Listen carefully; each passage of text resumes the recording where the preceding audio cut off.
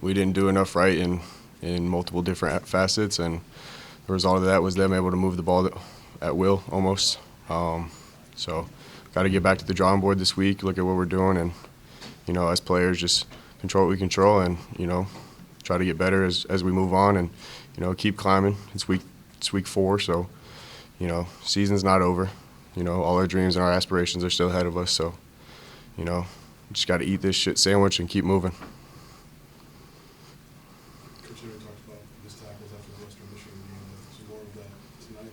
What have you seen when they were able to get less in regards of contact? Yeah. Running backs? Yeah, I mean, the backs, the receivers, they were able to stay up well after contact, and, that ended up hurting us. So, same as the last question, we kind of just got to go back to the drawing board. We got to, critique what we can to critique and just, be ready to put something better out next Saturday night. It's like RPO, they were really comfortable. And what makes the way they go about the RPO a challenge for you guys? Yeah, it's tough. They did a good job about it. They lull you to sleep on throwing the ball out there, and then, they hand it off inside, and, it's a tough thing to play against, and, we got to find ways to take that away from teams, and, so that we're able to take that away and just be stout in the run game.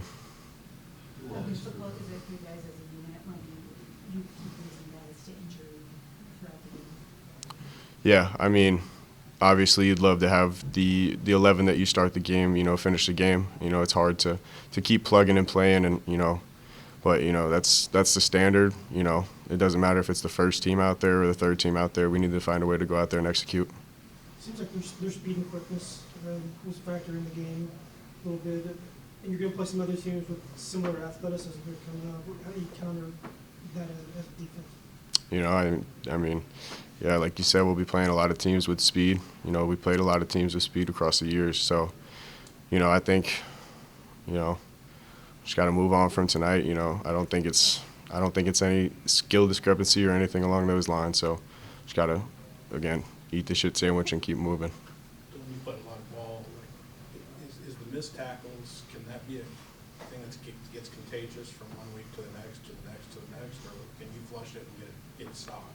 I mean, it can if you let it weigh on you, but I just think, I think it's important to have the flush it and just play the next play mentality, because if you're living in the past, if you're worrying about if you're going to miss the tackle or not, at the end of the day, it's not going to allow you to play at your best potential.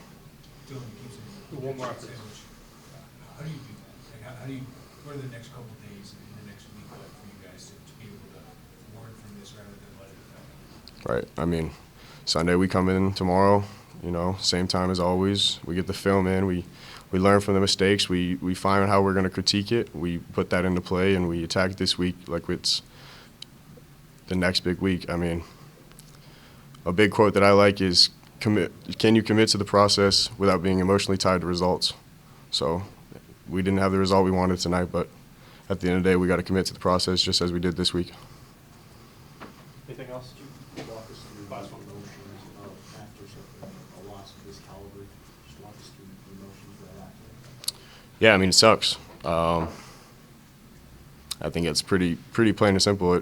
It sucks, but it is what it is. Like I said, it's week 4. This is a long season. You can't let this eat at you. So it sucks. We're gonna feel it. We got a long bus ride here. We're gonna feel it. But I mean, tomorrow we're gonna come in. We're gonna make the corrections, and at the end of the day, we got to flush it and move on to USC.